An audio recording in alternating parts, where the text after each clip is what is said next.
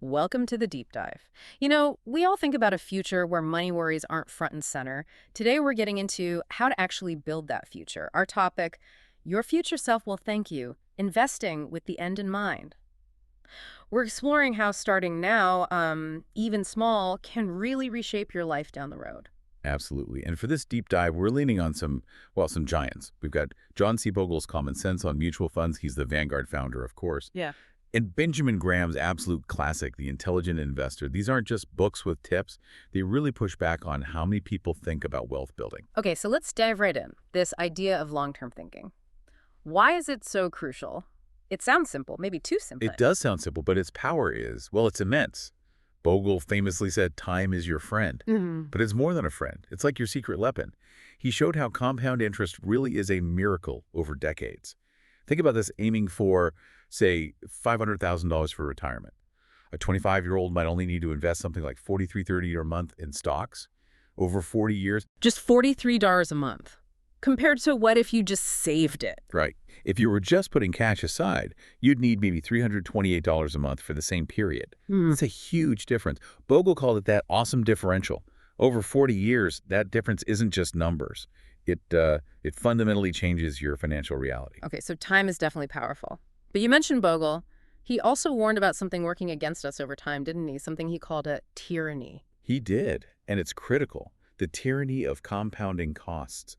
See, while compounding returns is fantastic, compounding costs is, well, devastating.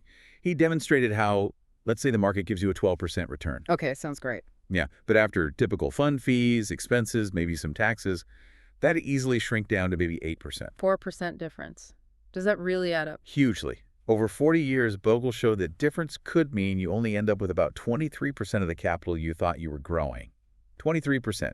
You're essentially losing almost 4/5 of your potential wealth to, well, to friction, cost. Yeah. Wow. That's actually pretty staggering when you put it like that.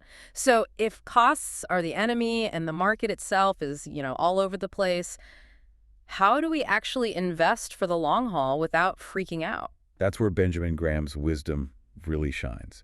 He described the market perfectly as a pendulum, always swinging, right, between unsustainable optimism on one side and unjustified pessimism on the other. So you buy low, sell high. Well, yes, but not how most people think. Graham said the intelligent investor buys from the pessimists and sells to the optimists. Critically, though, not by trying to predict those short-term swings. That's a guessing game. Bogle echoes this exactly. Impulse is your enemy.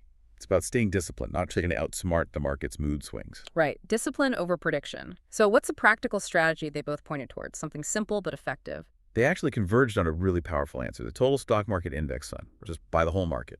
Graham basically called it the ideal choice for most investors, a super low-cost way to own a piece of, well, pretty much every worthwhile company. Index funds, we hear about them a lot. Why were these specific giants such big advocates? It seems almost too passive for some people. It comes back to those costs we talked about. And just the evidence. Study after study shows most actively managed funds, the ones trying to beat the market, actually underperform it. And they usually underperform by an amount that's suspiciously close to their fees and trading costs, which can be, 3% a year or even more sometimes. So the very act of trying to beat the market often makes them lag behind it. Precisely. Bogle pointed to his own Vanguard S&P 500 fund. Over one 15-year period, it beat something like 97% of its active competitors after taxes. Even famous active managers, people like Peter Lynch or Charles Schwab, eventually conceded that for most people, indexing just makes more sense. They admitted most active funds just don't win in the long run. Okay, that's compelling evidence. So chasing the latest hot fund manager or looking at who did well last year, that's basically a bad strategy. Bogle was very direct about this. He said, there remains no evidence, none, that superior past performance is predictive of future success. It just isn't. There's this thing called reversion to the mean. It means today's winners are often tomorrow's average performers, or worse. They fall back to earth. Yeah. Exactly. So chasing past performance is like driving by looking only in the rearview mirror. Simplicity, discipline, low costs. That's what leads to long-term success, not chasing trends. So bringing it all together then, what's the key message for you listening right now, thinking about your future self?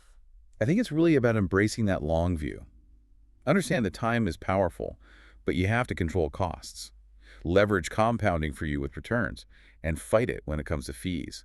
And simplify. Choose those broad, low-cost index funds. Let the market work for you over decades. Avoid the noise. It really sounds like your future self will genuinely thank you for taking these ideas seriously. So knowing all this, what really hits home for you about maybe starting or recommitting to your long-term investment journey today? What's the spark?